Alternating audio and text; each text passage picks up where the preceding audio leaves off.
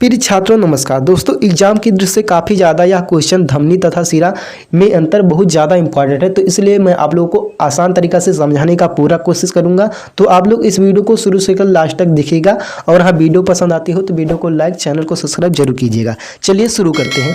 देखिए दोस्तों, सबसे पहले आप लोग क्या कीजिए, एक तरफ तो धमनी लिख लीजिएगा और दूसरी तरफ सिरा लिख लीजिएगा, ठीक। और बीच में क्या कर दीजिए, आप इस प्रकार से लाइन खींच दीजिए, ठीक। फिर आप लोग धमनी में लिखोगे, इनमें रुधिर हृदय से अंगों की ओर बहता है। यानी मेरे दोस्तों कहने का मतलब जो धमनी होता है वो क्या होता है, जो इसमें दोस्तों जो खून बहता है वो क्या होता है, हृदय से अंगों की ओर बहता है, ठीक। और दोस्तों जो सिरा होता है इसमें जो खून होता है वो क्या होता है, अंगों से हृदय की ओर प्रवाहित होता है, ठीक। यानी मेरे दोस्तों आम भाषा में आप समझ सकते हो कि दोस्तों जो धमनी होता है इसमें जो खून होता है वो हृदय से अंगों की ओर बहता है। और दोस्तों जो सिरा होता है इसे आम भाषा में समझ सकते हो कि जो सिरा में जो खून होता है वो अंगों से हृदय की ओर बहता है, ठीक। ये पहली पॉइंट है, ठीक। आप लोग समझ गए होंगे। चलिए दूसरा पॉइंट पढ़ते हैं।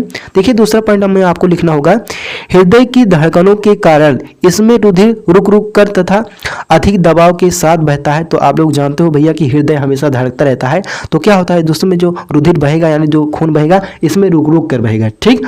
और दोस्तों जो सिरा होता है ये क्या होता है, इसमें क्या होता है, रुधिर का बहाव धीमी व एक सी रहती है। यानी कहने का मतलब मेरे दोस्तों अलग अलग नहीं होता है। जो सिरा होता है इसमें क्या होता है, रुधिर का जो बहाव होता है यानी जो दोस्तों जो खून का बहाव होता है उसमें से क्या होता है, एक ही गति से बनी रहती है, ठीक। ये आप लोग ध्यान रखिएगा। चलिए तीसरा पॉइंट पढ़ते हैं। देखिए धमनी में क्या लिखेंगे, इनकी दीवारें अत्यधिक मोटी तथा लचीली होती हैं। कहने का मतलब दोस्तों जो धमनी होता है, जो दोस्तों जो इनकी दीवारें होती हैं, दीवारें का मतलब कोई चमड़ी वमड़ी होती है, ठीक। तो दोस्तों उसी का दीवारें नाम दिया गया है, ठीक। तो दोस्तों जो चमड़ी होती है वो क्या होती है, अत्यधिक मोटी होती है और क्या होती है, वो लचीली भी होती है, ठीक। ये आप लोग ध्यान रखिएगा। और दोस्तों सिरा में क्या होता है, दोस्तों जो इनकी चमड़ी होती है वो क्या होती है, पतली होती है और कम लचीली होती है, ठीक है दोस्तों। तो आप लोग ध्यान कीजिएगा। चौथा पॉइंट पढ़ेंगे। देखिए दोस्तों लिखा हुआ है, इनकी गुहा संकरी होती है। कहने का मतलब इनमें क्या होता है, गुहा संकरी भी होता है, ठीक।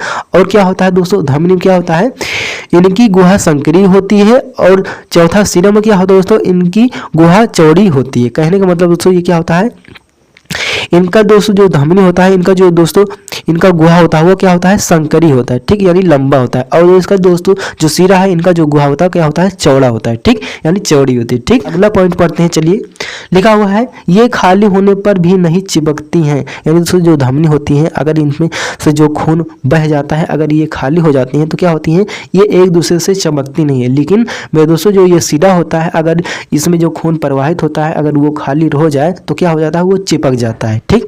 तो ये आप लोग ध्यान रखिएगा।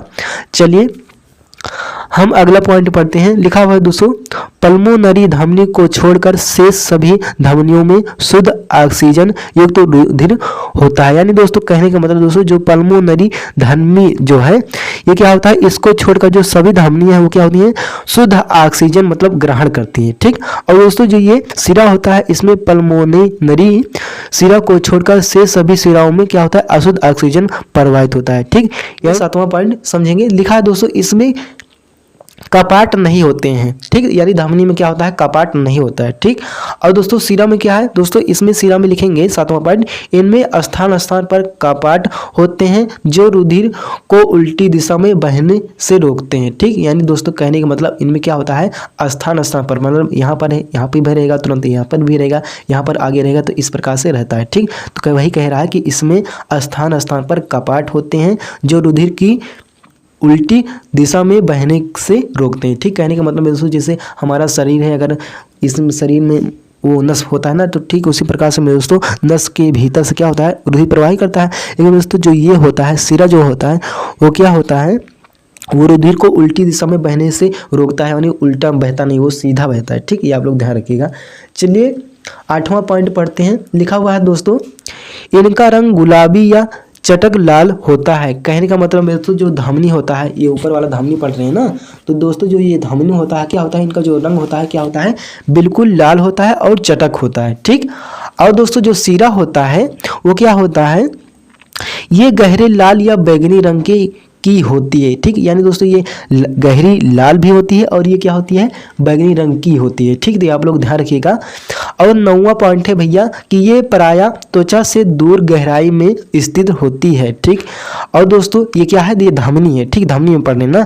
तो दोस्तों ये जो धमनी है ये क्या होती है, ये पराया जो त्वचा होती है धमनी की क्या होती है, दूर गहराई में क्या होती है, स्थित, बहुत दूर गहराई में क्या होती है, स्थित होती है त्वचा के अंदर। ठीक, लेकिन दोस्तों जो ये सिरा होता है ये क्या होता है, ये पराया त्वचा के समीप स्थित होते हैं। ठीक, यानी त्वचा के बिल्कुल पास पास में स्थित होते हैं। ठीक, तो दोस्तों आप लोगों को आशा करता हूँ कि यह वीडियो आज का धमनी तथा सिरा में अंतर आप लोगों को अच्छी तरीके से समझ में आया होगा, कुछ सीख मिली है, कुछ जानकारी मिली है। तो मेरे दोस्तों इस वीडियो को लाइक, चैनल को सब्सक्राइब करते रहिएगा। ठीक, चलिए फिर मिलते हैं किसी नेक्स्ट वीडियो में, तब तक लिए बाय दोस्तों।